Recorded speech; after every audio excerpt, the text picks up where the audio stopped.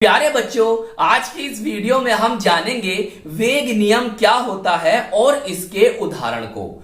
और प्यारे बच्चों, किसी भी अभिक्रिया के वेग समीकरण को किस तरह से लिखते हैं यह भी आज हम इस वीडियो में समझने वाले हैं। तो चलिए फिर कॉपी और पेन निकाल लीजिए और शुरू करते हैं। प्यारे बच्चों, वेग नियम को वेग समीकरण, वेग नियम समीकरण या वेग व्यंजक के नाम से भी जानते हैं। इसी तरह से आपको एक बात और याद रखनी है। देखिए, वेग को हम दर कहते हैं, तो इसीलिए यह क्वेश्चन दर नियम या दर व्यंजक के नाम से भी पूछा जा सकता है। तो आपको बिल्कुल भी कंफ्यूज नहीं होना है। प्यारे बच्चों, हमने यहां पर इसकी दो परिभाषाएं लिखी हैं।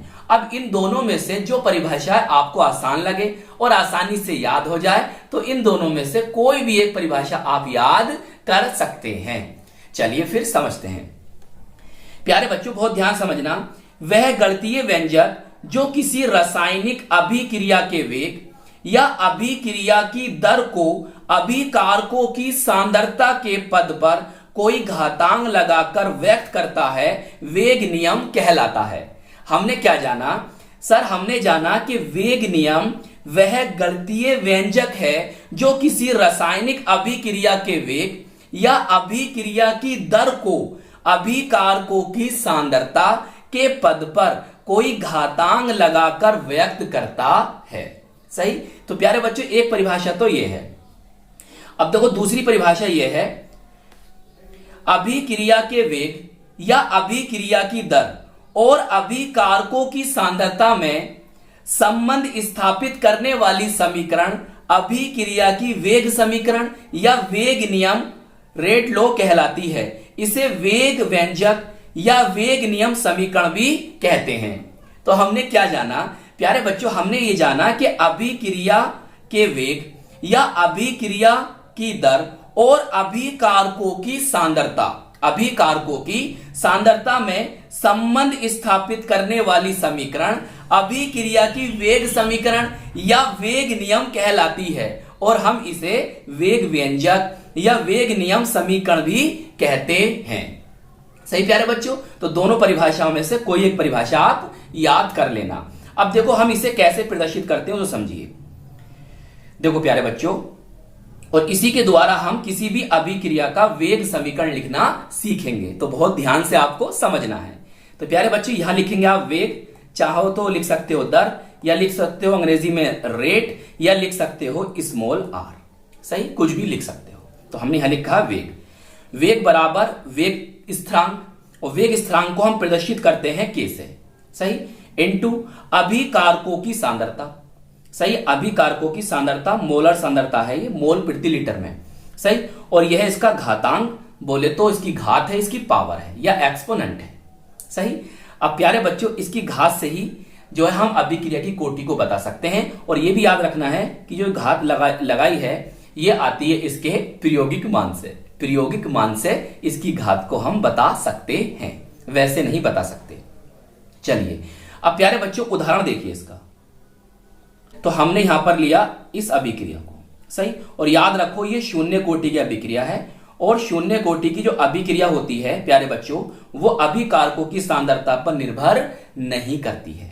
सही। तो याद रखना है, ये शून्य कोटि की अभिक्रिया है, ऑब्जेक्टिव में भी पूछा जा सकता है। अब प्यारे बच्चों, हम इस अभिक्रिया के लिए वेग समीकरण को कैसे लिखेंगे उसे समझिए। और प्यारे बच्चों, हमें लिखना किसके अकॉर्डिंग है? इसके अकॉर्डिंग है। सही। देखो, हम क्या लिखेंगे सर? हम वेग लिखेंगे। तो हमने कहा वेग लिख लो, या रेट लिख लो, या दर लिख लो, या यहां पर स्मॉल आर भी लिख सकते हो। फिर क्या लिखना है आपको? सर हम लिखना वेग स्थिरांक, तो हमने यहां पर लिख दिया वेग स्थिरांक, बोले तो के। सही। फिर क्या लिखना है? अभिकारकों की सांद्रता। तो प्यारे बच्चों, ये कौन है? हमारे अभिकारक है। हाइड्रोजन और क्लोरीन कौन है? हमारे अभिकारक हैं। तो प्यारे बच्चों, हमने यहां पर इनकी सांद्रता को लिख दिया।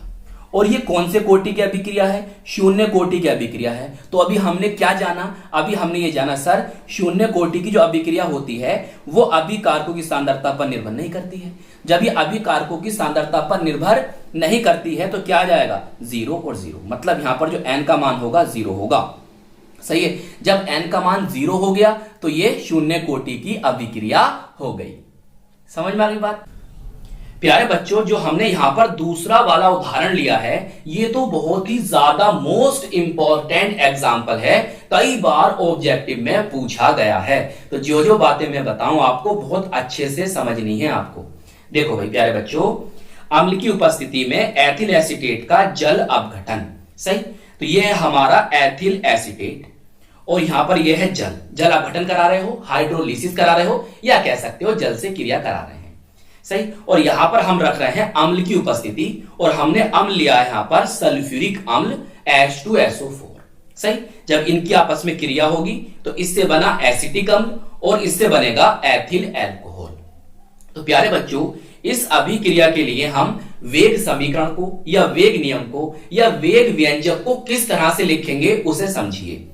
प्यारे बच्चों, हम यहां पर लिखते हैं रेट या दर या वेग या स्मॉल r भी लिख सकते हो।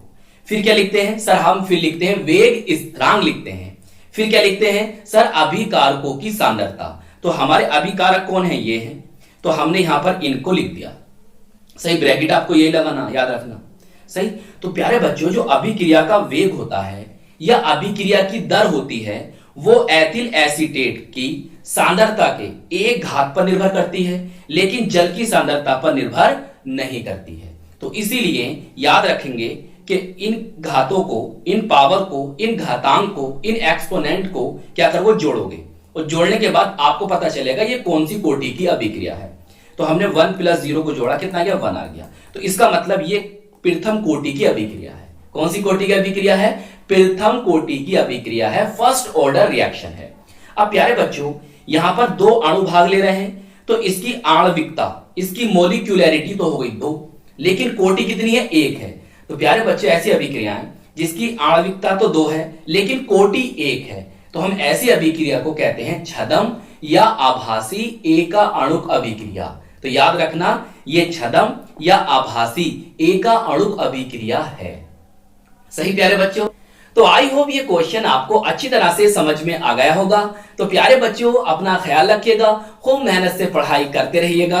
हम मिलेंगे आपको इसकी नेक्स्ट वीडियो में। जय हिंद, जय भारत।